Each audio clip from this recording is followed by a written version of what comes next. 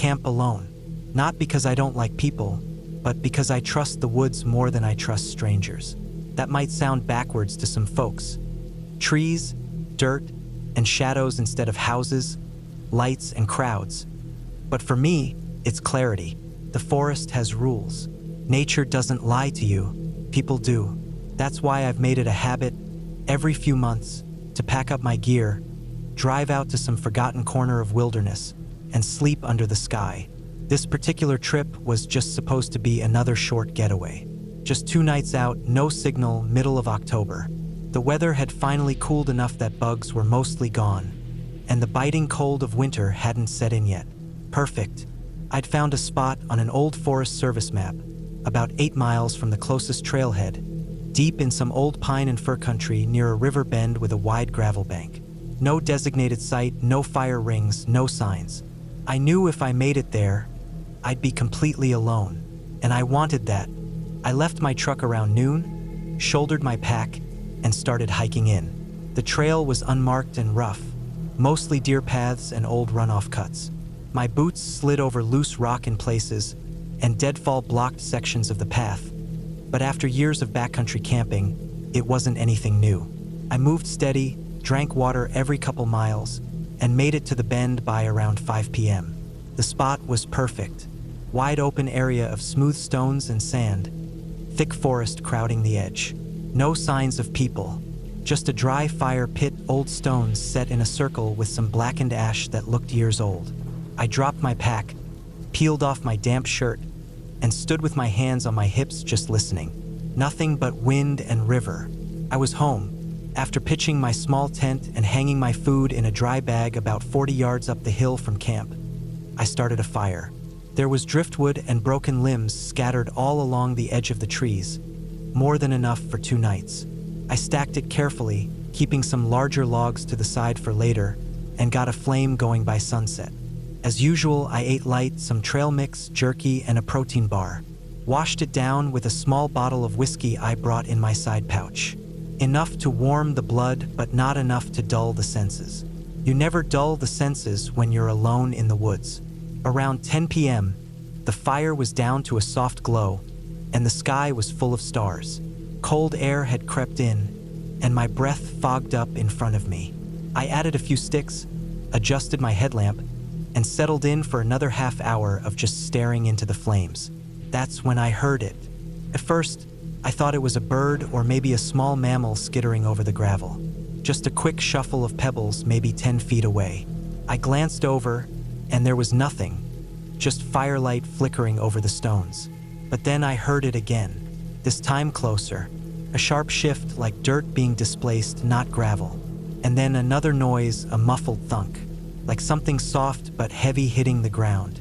I froze, eyes locked on the edge of the firelight. My headlamp was angled downward, but I clicked it on and scanned the area. Still nothing. I told myself it was a raccoon or some burrowing animal. Common stuff, not a threat. Still, I stood up, walked a slow circle around the fire ring, and scanned the shadows with the lamp. The forest stood still, but I swear, just before I turned back, I thought I caught movement. A small ripple in the dirt, like something just dipped below the surface. I shook it off and sat back down. The cold was starting to bite harder, so I added one of the bigger logs to the fire. It cracked sharply, sending sparks upward, and I pulled my jacket tighter. Just as I leaned forward to adjust the wood, I heard the sound again.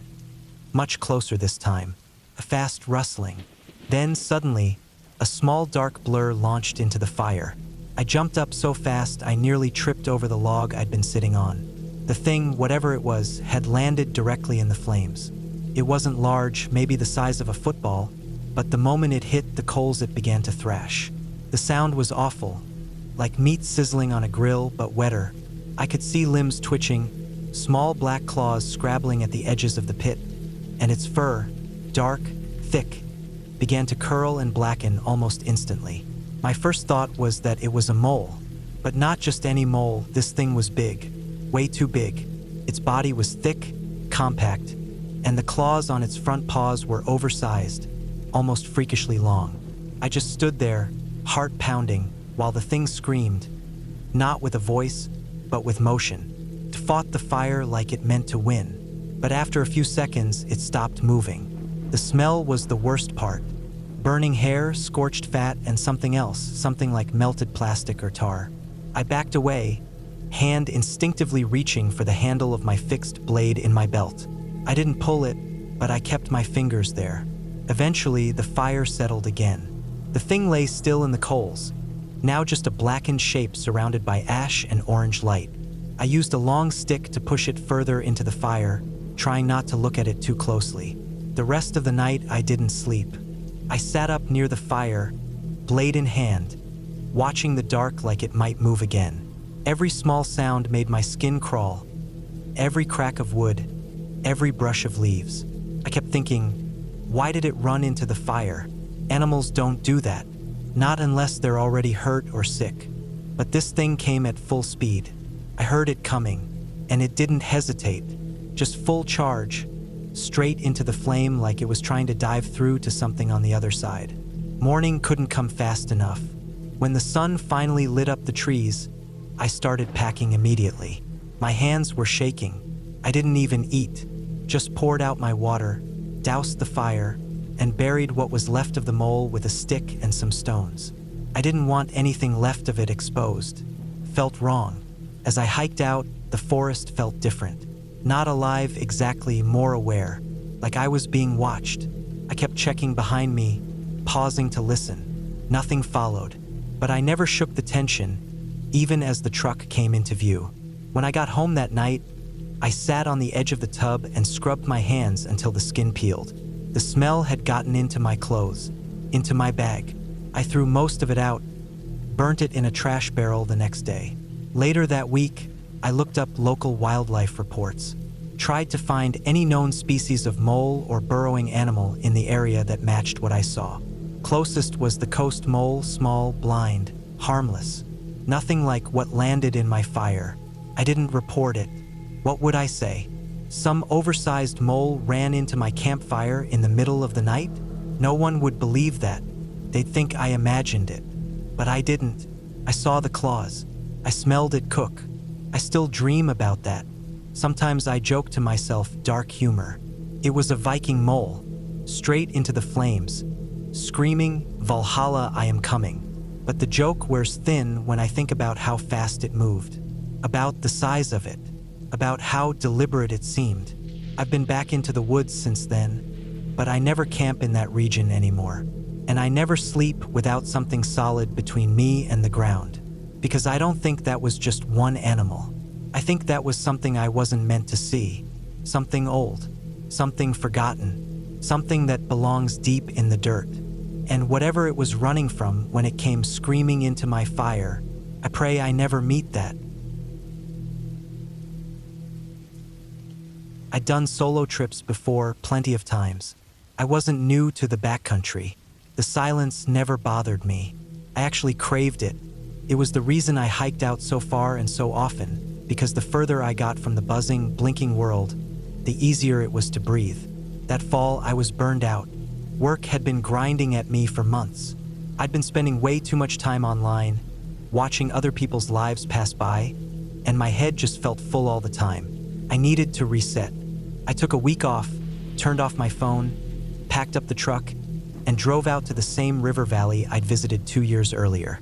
It was rugged land, old-growth forests, granite ridgelines, dry gullies, and rushing water. No campsites, no paved trails, no cell service. Just dirt roads that eventually became nothing, and space enough to disappear if you wanted to. By the time I reached the pull-off I'd marked on the old topo map, it was late afternoon. The air smelled like pine needles and dry moss. That clean, sharp scent you only get in the fall, where everything feels brittle and gold. I parked beneath a wide-shouldered fir tree and hiked a loop trail I remembered from the last trip. A narrow path that circled up past a rocky ridge, then dropped back down along the edge of the river. The forest there was beautiful. Big trees, spaced wide apart, so sunlight filtered in like golden curtains. There were signs of animals. Old scat, scratch marks, even a bear track in the dried mud, but no human prints. I ended up staying out later than planned. It always happens. I get caught in the rhythm of the trail, watching how the shadows change, how the light shifts on the rocks, and time just goes. By the time I made it back near the ridge that dropped into the valley, it was already dimming fast. That thin blue light right before full dark. I had my headlamp, but it was buried in the bottom of my pack. I wasn't worried though. I'd hiked in the dark before. The trail was familiar enough, and the truck wasn't far. That's when I saw him. He stepped out from the trees like he'd been waiting for me. Mid-40s maybe, soft-spoken. Said he camped around there all the time. Seemed calm, polite. Wore old canvas pants and a layered flannel, sun-bleached and patched. Carried a folding saw clipped to his belt. Nothing threatening. He asked where I was headed, and when I said I was planning to camp nearby, he offered to show me a good spot. Said it was shielded from wind and weather, close to the river, but near enough to the road that I could bail fast if the weather turned or bears started moving down for the salmon run. I followed him a few minutes down an overgrown path I hadn't noticed before. It led to a small dirt pullout that dipped behind a ridge. From the trail, you'd never see it, but from the riverbank, it opened into a flat, shaded spot framed by boulders and brush.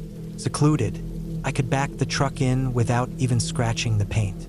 The river was only 30 feet away, muffled by trees, fast but not dangerous. The kind of hidden place only locals know about. I thanked him. He nodded once and walked off the way he came. I set up quick. There was already a fire pit, ringed with soot-blackened stones and half-burnt logs. Looked like people had used the spot before, though not recently. I cracked a beer, threw on a podcast from my buddy's phone. Some stupid comedy thing we both liked, voices bouncing off each other like pinballs, and just let the noise fill the space. I was loud. I didn't care. No one was out there but trees and birds. I let the fire grow, tossed some jerky in my mouth, leaned back against a log, and felt the pressure slide off my shoulders. I planned to set up my tent that night, but laziness won. After a few beers and some bad jokes blasting from the speaker, I didn't feel like wrangling poles in the dark. The back of the truck had a camper shell, and I had my pad and bag already stashed inside. It felt more solid anyway, steel walls instead of nylon. Safer, even if that was just something I told myself. The fire popped and cracked while I climbed into the bed and zipped into my bag. The last thing I remember before dozing off was the faint buzz of voices on the podcast and the breeze whispering through the trees. The night passed without anything weird. No strange sounds. No broken branches, just the quiet breathing of the forest. I slept better than I had in weeks. The next morning I woke early. The air was cold, real cold. Mist hung low over the river, soft and heavy, blurring the edges of everything. I climbed out of the shell, stretched my arms, and started a small fire again. My fingers were stiff, clumsy in the chill. I pulled a pan out of my gear bin and cracked some eggs into it, tossed in a couple of sausage links, and popped a beer while everything sizzled. It was early, no one around. I figured I could take it slow. That's when I noticed him. He was standing just at the edge of the brush, maybe 20 feet away. I hadn't heard him approach. No crunch of gravel, no broken twigs. He was just there. He looked different now. Same tangled beard, same wild eyes darting back and forth, but his clothes were covered in plastic grocery bags. Not just a few, dozens, tied around his arms, his chest, his legs. Some were layered like padding. Others were just crumpled and flapping. Different colors, green, white, blue. Some so faded they looked gray. He didn't speak, didn't even glance at me, just started pacing. Small, tight circles at the edge of my camp. His feet scuffed the leaves, his fingers twitched at his sides. His eyes flicked to the fire, to the food, to the truck. Never to me. I stood there, holding my spatula, the sausage still spitting grease. I made a few casual noises. Something about the cold. Nothing. I offered him food, just held out the spatula, arm extended. Still nothing. He took a few steps toward a tree, then back again, scanning everything like he was counting exits, like he was measuring the space, like he'd done this before. That's when the wrongness set in. It wasn't just that he looked strange. It was the way he moved, jerky like a puppet tugged on the wrong strings. The way his head stayed down, but his eyes kept flicking. He wasn't present. He was assessing, planning. I set the spatula down and picked up my bear spray. It was close, right by the cooler where I'd left it the night before. My fingers locked around it so tight I could feel my pulse thudding through my knuckles. He still hadn't acknowledged me. His back turned slightly, head down, body rocking just a little like he was about to step, but couldn't decide which way. That was enough. I took 2 slow steps toward him. He didn't flinch, didn't react. But then, just as suddenly as he'd appeared, he walked away. Not fast, not scared, just sulking, head low, bags rustling. He moved into the trees and was gone. I stood there, spray still clenched in my fist, heart hammering. I listened for a long time. Nothing, not even a twig breaking, just the river whispering and the fire crackling behind me. I didn't waste time. I killed the fire, threw the pan into the cooler still full of grease, and tossed my gear into the truck like it was all on fire. I didn't even bother rolling the sleeping bag, just shoved it in, dirty and half-zipped. Every second felt stretched. Every gust of wind felt like movement. I kept expecting to see those bags, that twitchy movement, a shadow between trees. I was back on the road in under 5 minutes. Driving out, my eyes kept cutting to the rearview mirror. Not for headlights, just shapes, movement, a flash of plastic, a figure stepping out from the trees. I never saw him again. I thought about reporting it, telling the local ranger office or something. But what would I say? That a weird man stood near my fire and didn't talk? That he paced? That he wore bags? They'd shrug. Say some people live off the grid. Say as long as no one's hurt, there's no crime. And maybe they'd be right. But I can't shake the feeling that I was being watched that night. Not just in the morning. That long stretch when I was drinking, laughing, lit up like a signal flare in the firelight. I was visible, loud, exposed. The back of my truck opened straight to the woods. I was asleep with my back to everything. And that spot, tucked behind the ridge, so carefully shielded from the trail, wasn't a place you just stumbled on. Someone had shown it to me, and I don't think I was the first one. Since then, I still camp, still hike, still chase that silence. But I don't get lazy anymore. I pitch my tent even if it's a hassle. I check my surroundings twice, and I never sleep with my back to the woods. Because next time, maybe he doesn't walk away. Maybe next time, he waits. And maybe I don't wake up early enough to see him standing there.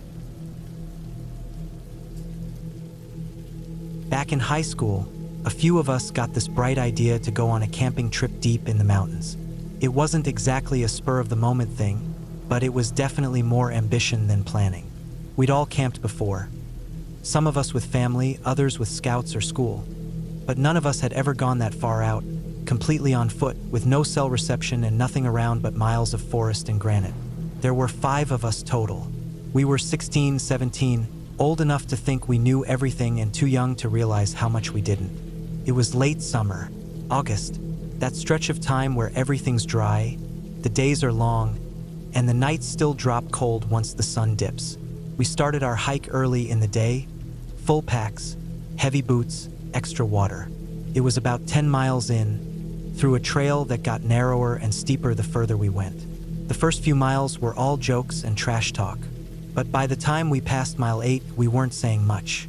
Our backs hurt, legs ached, and sweat had soaked through every layer. At that point, I was pushing forward more out of stubbornness than excitement. The campsite we had in mind wasn't even a real site, just a flat spot near a small stream, surrounded by trees and boulders, hidden from the main trail. We'd read about it online. Some other hiker had dropped GPS coordinates with a note that it was the quietest place you'll ever sleep. Looking back, that sentence feels a little different now. When we got there, the sun was already getting low. The sky had that orange tint that makes every rock look sharper and the shadows stretch long. We dumped our packs, guzzled water, and didn't say much for a while. We were just wrecked. I remember my knees actually shaking as I crouched to unroll my tent. We barely got camp set up before the dark set in. No one bothered with a fire. We were too tired and didn't want to burn energy finding wood. We ate cold granola bars and trail mix in the dark, brushed our teeth with bottled water, and crawled into our sleeping bags. I was sharing a small 2-person tent with my buddy Jared. The rest of the guys were in their own tents. The ground was hard, but I fell asleep fast anyway. My legs were throbbing from the climb, and my head was empty except for the sound of wind moving through the trees. I don't know what time it was when I woke up, maybe a few hours into sleep. It was pitch black, real black, not city black where the sky's still orange. The kind of dark where you can't even see your hand in front of your face until your eyes adjust. I lay there for a few seconds, not really sure what had woken me. My first thought was that maybe I just rolled over awkwardly, but then I heard it, a soft crunch, like a footstep, not heavy, not fast, just slow, careful, in the dry leaves outside our tent. Then another one, closer. I froze. At first I thought maybe one of the guys had gotten up to pee or stretch their legs, but the steps weren't steady, and they weren't moving in a straight line. It was like circling. One soft crackle after another, all spaced out like someone or something was sneaking. More crunches came, but from different spots. That's when my heart really kicked up. I wasn't just hearing one thing. It was several. Steps from my left, then from behind the tent, then one closer to my right side. Whatever it was, it had surrounded us. I stayed completely still. My sleeping bag felt like it had locked around me, trapping me. My fingers were sweating inside the bag even though the air was cold. I turned my head slowly toward Jared, who was dead asleep, breathing slow and deep. I didn't say anything. I didn't even whisper. I didn't want whatever was out there to hear me move. I kept listening. The sounds kept going, soft shifting, leaves brushing, light thuds. Not fast, not aggressive, just quiet, deliberate. Then something touched the side of our tent. A light bump, not enough to move it much, but I felt the wall of nylon shift against my shoulder. Felt like the air left my chest all at once. My throat closed, and I couldn't even swallow. I remember thinking, if it presses harder, I'll scream, but it didn't. It just moved on. A few seconds later, another light brush of sound on the far side of the tent. That's when I knew I had to look. I didn't want to, but not knowing was worse. My flashlight was next to my sleeping pad, wedged in between my pack and my boots. I reached for it slowly, fingers feeling through the dark, every second dragging. When I grabbed it, I held it against my chest for a few moments, just breathing. Then I unzipped the tent flap a few inches. Slow, slow, each tooth of the zipper louder than I wanted. When I opened the flap enough, I shined the flashlight out into the trees. Eyes, dozens of them. They flashed back at me, caught in the beam of the light. Not low to the ground like rabbits or foxes. They were high eye level and wide, reflecting the light like glass marbles. For a moment, I couldn't process what I was looking at. It didn't make sense. There was no sound now, just those still eyes catching my light and returning it. I swung the beam a little to the left and saw one of them step into full view. It was a deer, a big one, broad chest, strong legs, and those ears high and twitching, just standing there, locked onto me. The others, more deer, stepped out too, not running, not grazing, just standing, silent. There had to be 15 or 20 of them, maybe more hidden in the dark beyond the beam. All of them facing our tent, not moving, not blinking, just watching. I let out a breath I didn't realize I was holding, but it didn't feel like relief. There was something eerie about how still they were. Deer aren't predators. I knew that, but seeing them in a full circle around our tents in the middle of the night, completely quiet, their eyes glowing in my light, it didn't feel natural. It felt like we had trespassed somewhere we weren't supposed to be. I pulled the flap shut and lay back down, still holding the flashlight. I didn't sleep for the rest of the night. Every time I started to doze, I'd think I heard another crunch or shuffle. The deer didn't make any noise after I zipped the tent. I don't know how long they stayed. When the sun finally started to rise, I unzipped the tent and stepped out. The clearing was empty. No animals, no people, just trees swaying in the early light.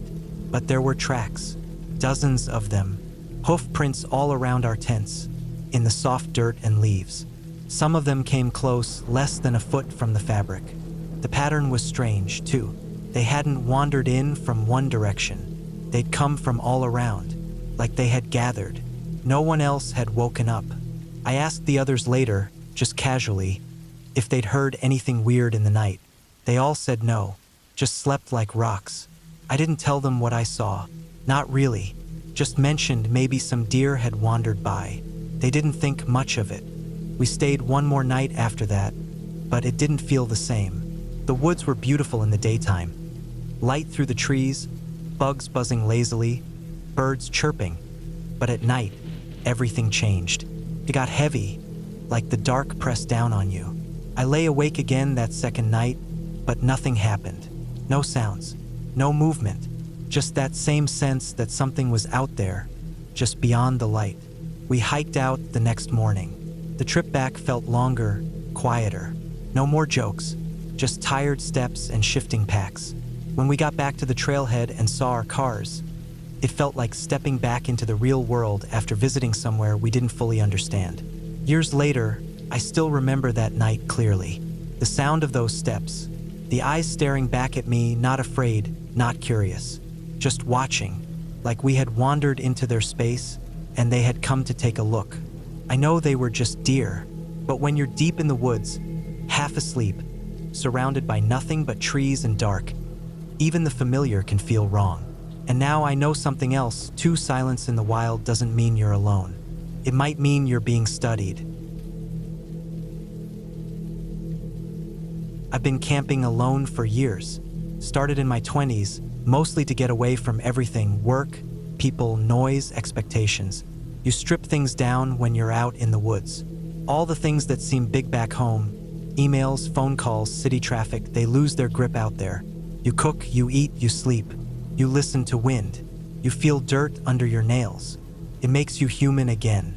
And for a long time, it was the only thing that kept me sane. This happened during a solo trip in early October, somewhere in northern Washington. I'd been to this region once before, years earlier, and remembered a remote site off an old logging road that was barely marked anymore.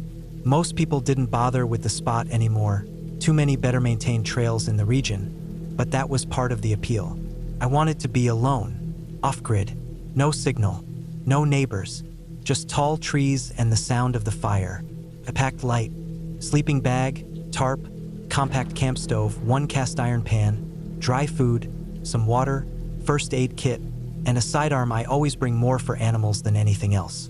The weather was crisp, mid-50s during the day, dropping into the 30s at night. Leaves were all changing color, reds and oranges everywhere. That sharp, earthy smell of fall filled the air. Rotting leaves, cold sap, dry pine. The last few bugs of the season were still active, buzzing low and slow like they knew their time was up. The hike in was tough, overgrown in some parts. I had to duck under fallen trees and cut through a few low branches to clear a path to the clearing. I reached the site about an hour before sunset, heart beating hard from the climb and pack weight. It was just how I remembered it.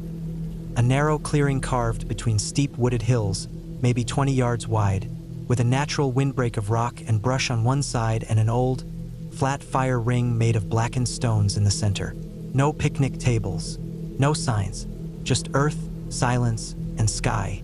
I dropped my gear, set up my tarp, and got a fire going using the dry branches piled under some nearby spruce trees. The flames took fast. I stacked a few logs around the fire ring for seating and opened one of the 2 beers I'd packed. Just one for the first night. I had a habit of rationing my small comforts when I was out there. You learn not to use it all up too quick. Night fell hard. It always does when you're in a valley like that, boxed in by high tree lines. No slow fade, just sudden dark, like a curtain being dropped. The fire gave off just enough light to feel safe, but everything beyond it was a black wall. There's a particular kind of silence in those places.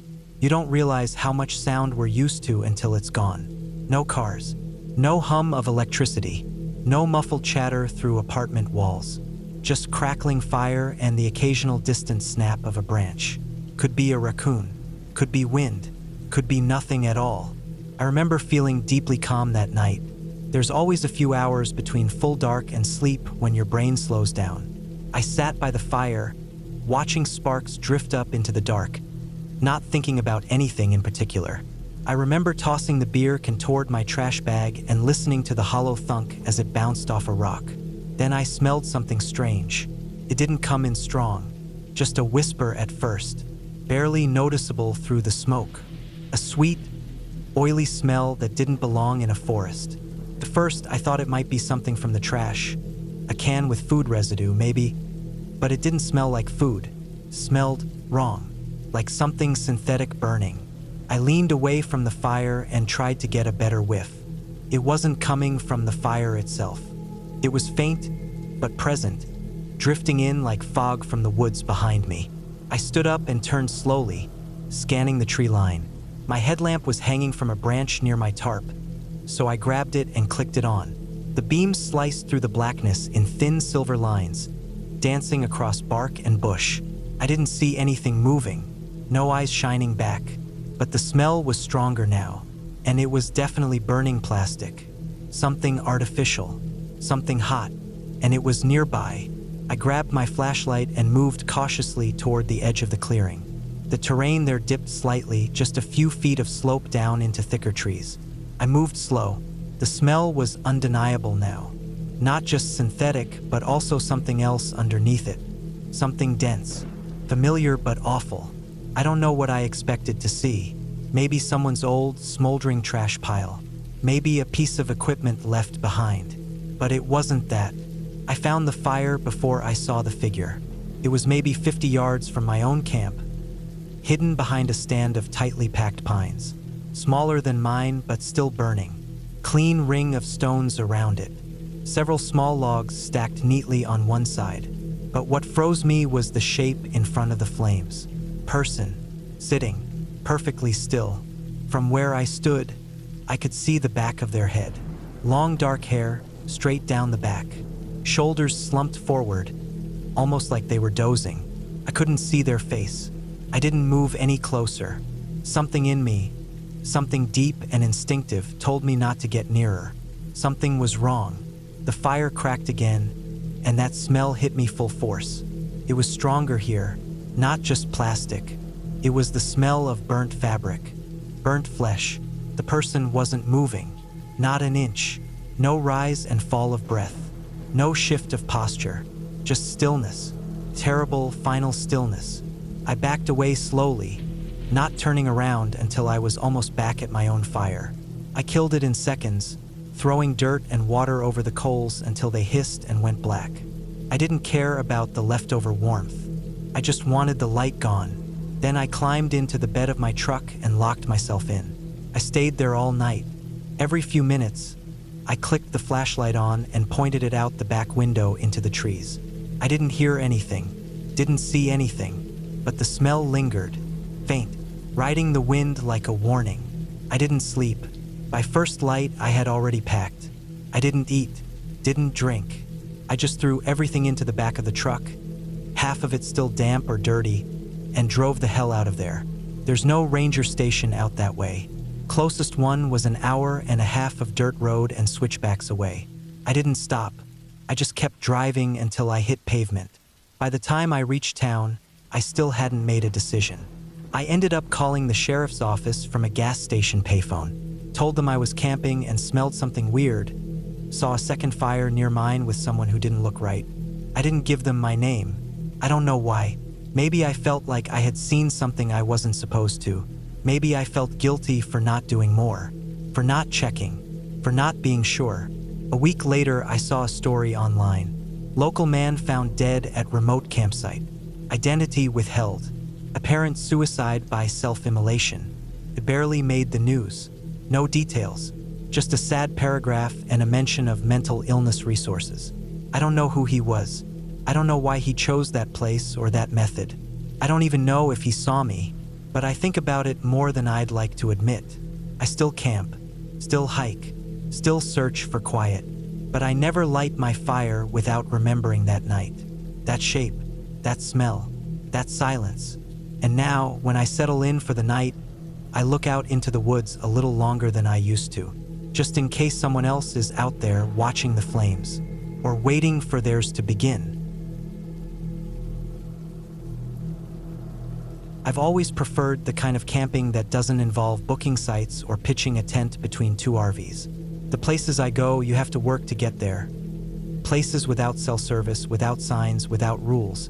I've been doing solo backcountry camping for years, ever since college, and over time I've learned to pack light, prepare right, and trust my gut. The last part is the most important. You don't ignore your gut in the woods, even when it tells you something that doesn't make sense. This happened in mid-October a few years ago. I'd taken a long weekend to get away from everything: noise, schedules, phones, the constant low-level hum of other people. I was planning on hiking deep into a forested area about 2 hours north of where I lived. A stretch of land with no official trails, but a reputation among backpackers as being peaceful and almost never trafficked. The hike-in took a while. There was no real trailhead, just a pull-off along an old road that used to be used by loggers.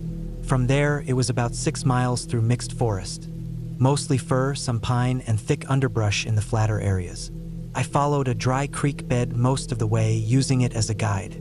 After a few hours, I came to a natural clearing where the trees thinned and the ground was mostly bare save for rocks and dried grass. It wasn't a designated site, just a good, flat spot to set up camp. I made a small ring of stones for the fire, cleared out any dry brush, pitched my tent just under the edge of the tree line, and hung my food in a bag on a high limb, maybe 30 yards from where I'd sleep. It was peaceful, a little windy but not bad. I collected firewood and had a strong fire going by the time dusk rolled in. I kept my gear simple: a tarp, a foam sleeping pad, a compact stove, water purifier, and a small cooler with pre-cooked meat, bread, a few apples, and a flask of bourbon. The first night was uneventful. I sat near the fire, sipping, listening to the quiet around me. There was that kind of dense stillness you only get far from civilization. The air was crisp and smelled faintly of pine needles and the fire's smoke. It was the kind of silence you feel in your bones. I eventually crawled into my tent, zipped the flap tight, and slid into my bag. I drifted off with the sound of wind high in the treetops. No bugs, no animals, no threats, at least not yet. Around 2 a.m., I was woken by the sound of something small moving nearby. It wasn't loud, just a sort of rhythmic scuffling sound. Not leaves being blown around, not branches falling. This was close, too close. Something moving across the rocks and grass just outside my tent. My heart was pounding before I even opened my eyes. It's amazing how fast your brain snaps into alert mode when you're alone in the dark, surrounded by wilderness. I stayed still and listened, kept moving, not circling the tent, just moving back and forth. It didn't sound heavy. No snapping twigs, no thumping steps, just a steady rustling, and now and then, a faint scrape, like claws on rock. I slowly unzipped my sleeping bag, slipped out, and grabbed my flashlight. I didn't turn it on immediately. I knelt by the tent's front flap and held my breath. The noise was just a few feet away now. Then it stopped. I waited maybe 15 seconds, then unzipped the flap as slowly as I could and stepped outside. I clicked on the flashlight and scanned the clearing. Nothing. I swept the beam across the fire pit, just smoldering ash now, then toward the edge of the trees. Still nothing. But then I saw it. A small patch of loose dirt just past the rocks near where I had gathered firewood earlier. It was freshly disturbed. A few pebbles were scattered around it, and I could see tiny claw marks in the dirt, barely visible. It wasn't a hole exactly, more like something had pushed up from underneath and stopped. I chalked it up to a mole or maybe a ground squirrel. I figured whatever it was got spooked and ran off. I scanned the area again, waited for a minute, then climbed back into the tent. Still, it took me a long time to fall asleep after that. My heart just wouldn't slow down. The next morning, I was up early. The sky was gray, overcast, and the air smelled damp, like it might rain.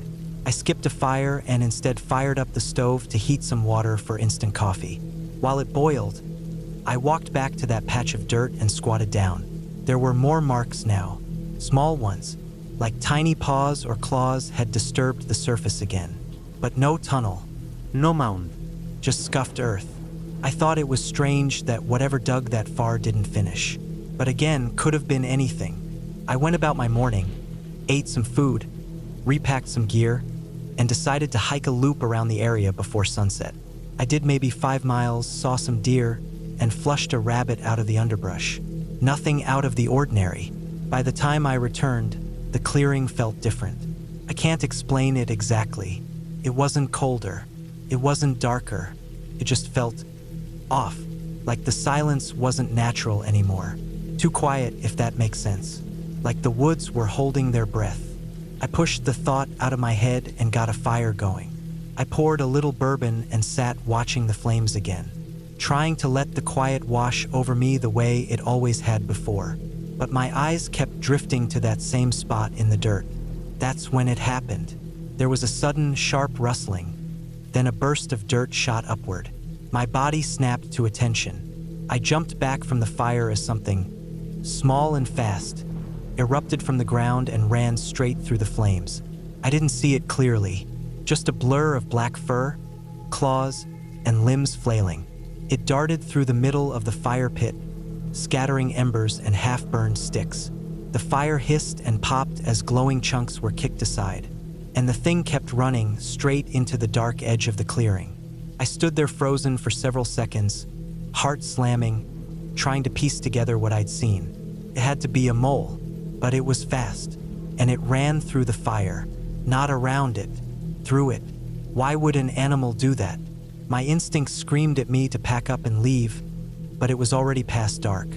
Hiking out in the dark, through 6 miles of dense forest with no signal was a bad idea.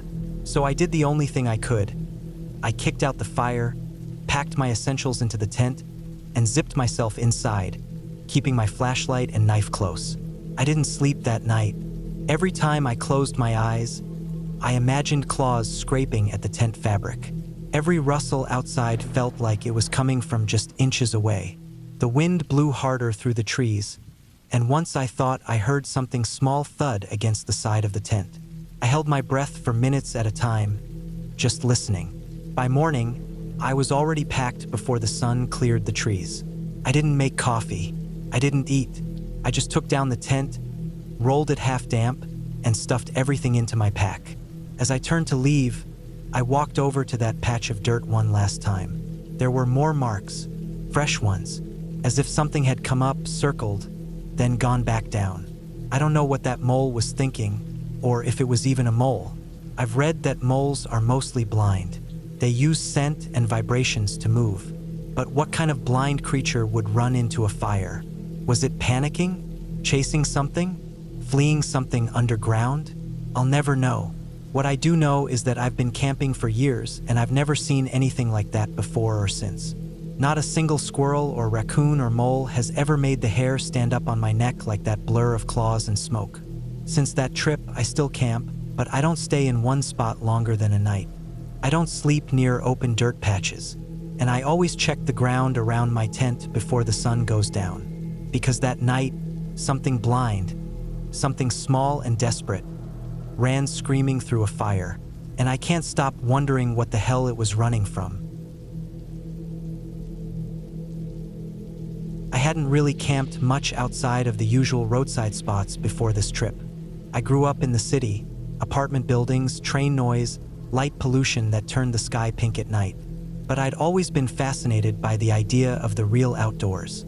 The kind of camping where you don't see another person for days, where the world isn't trimmed and paved and arranged for convenience. It had been a long year, and something in me needed that kind of stillness. Not the kind you get in a quiet apartment, but the kind where even your own breath feels too loud. So I planned a solo trip into the Australian outback. Not the center desert. Too much, too soon. But I found a stretch of sparsely visited bushland a few hours off the main roads, near some rocky ridges and wide open valleys. It wasn't on any tourist lists, just a patch of land tucked between national parks, mostly used by hunters and a few survivalist types. The kind of place where if you broke your ankle, no one was going to find you unless you crawled back to your vehicle or set a tree on fire. Took nearly half a day to drive in. Dirt roads turned to sand tracks, and then to patches where I wasn't sure if I was still on a road at all. I had the coordinates of a small clearing near a dry creek bed, a place someone online had said was perfect for setting up camp. No facilities, no signs, no marked trails.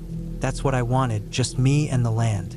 By the time I got there and unpacked, the sun was already starting to dip behind the trees. The air was warm but not stifling, and there was that dry smell of dust, eucalyptus, and warm stone. I walked the area a bit before setting up. There were kangaroo tracks all over the place, some fresh. No surprise, they were common out here. A few bird calls echoed over the ridge, shrill, distant. I didn't know what kind of birds they were, but they were loud and strange in a way city birds never are.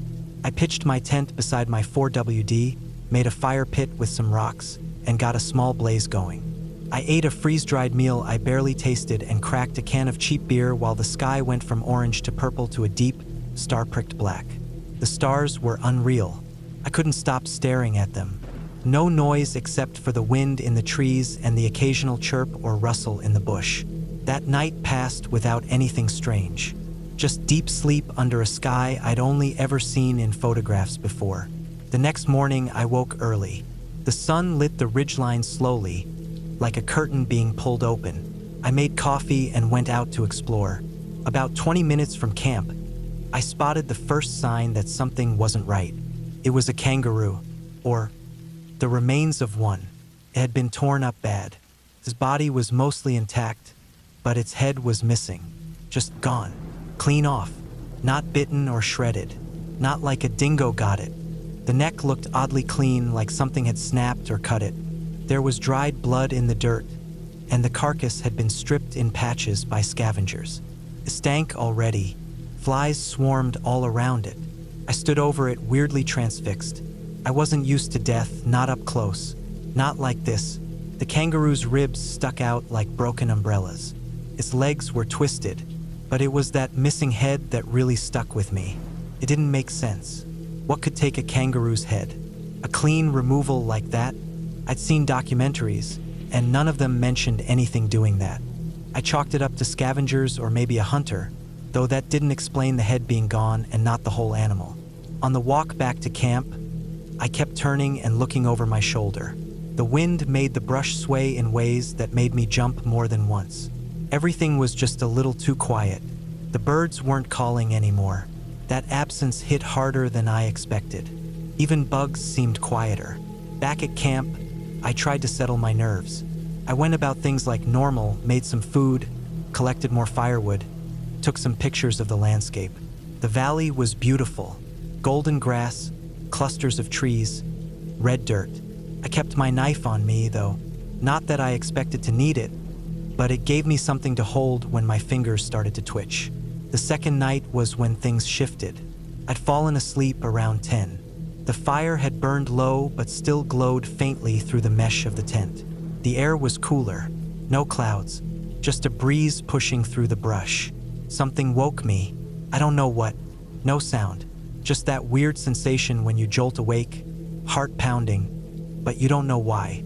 I lay still, listening. I thought I heard something above the tent, like a soft thud and scrape. It wasn't footsteps, more like something brushing the top. Then silence again. I stayed like that for a long time, maybe 30 minutes. Every time I started to doze, I heard another sound. Branches shifting, something heavy landing or lifting off, like wings flapping once. But slow, powerful. I didn't go back to sleep. At first light, I got up and did a slow walk around camp. No footprints except mine. But up the hill, maybe 50 meters away, I found something else. Another kangaroo. Smaller, dead. Same thing, body mostly untouched, but the head gone. Torn off, not chewed, lifted. That's when the thought hit me, birds. Big birds.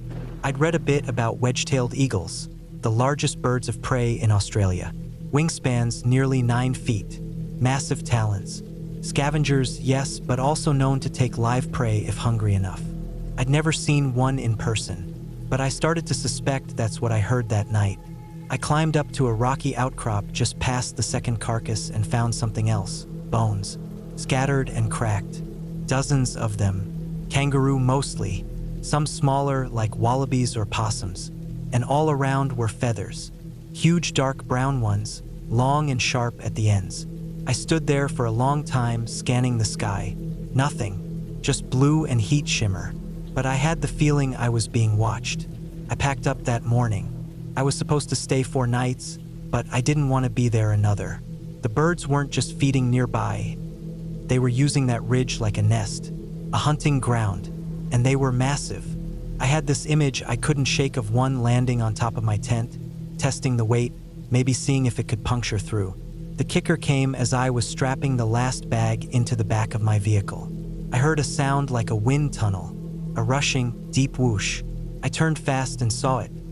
A massive eagle swooping low over the clearing, maybe 15 feet above me, wings wide as a doorway. Its eyes were fixed on me, cold and sharp, not curious, calculating. It circled once, then rose up with a few slow beats and disappeared over the ridge. I didn't wait around. The drive out felt like it took longer than it should have.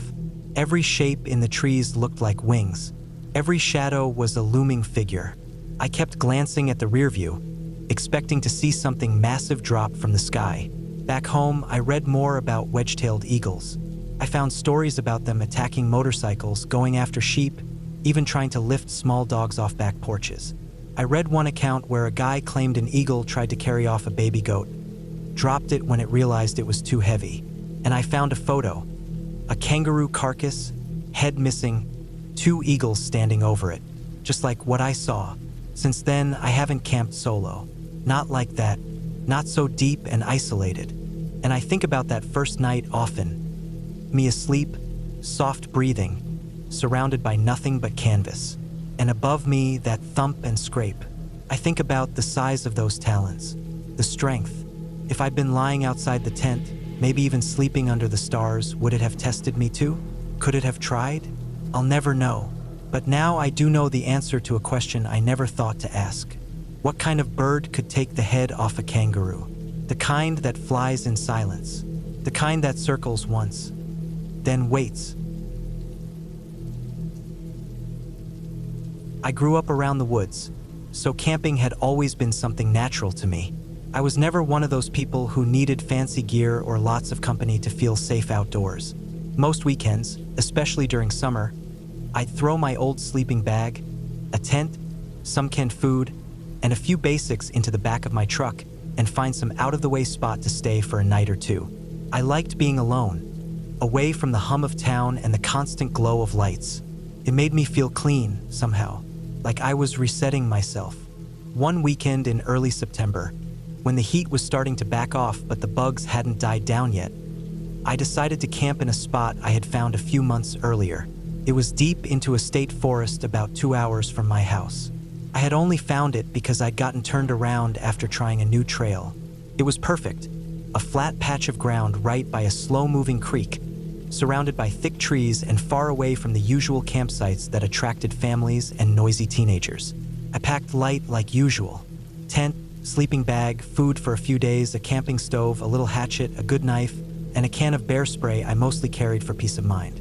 I filled a few big water jugs and threw them in the truck too. Cell service was spotty at best out there, which was part of the appeal. I liked being somewhere that forced you to pay attention to the world instead of staring down at a phone. The drive out was normal. Long stretches of highway followed by winding, narrow roads through farmland and dense woods.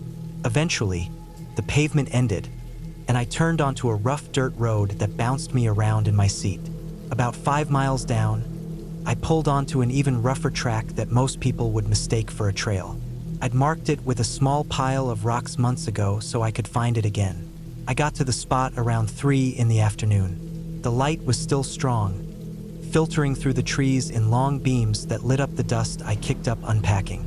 It smelled good, earthy and clean, with just a hint of something sharp and green from the creek.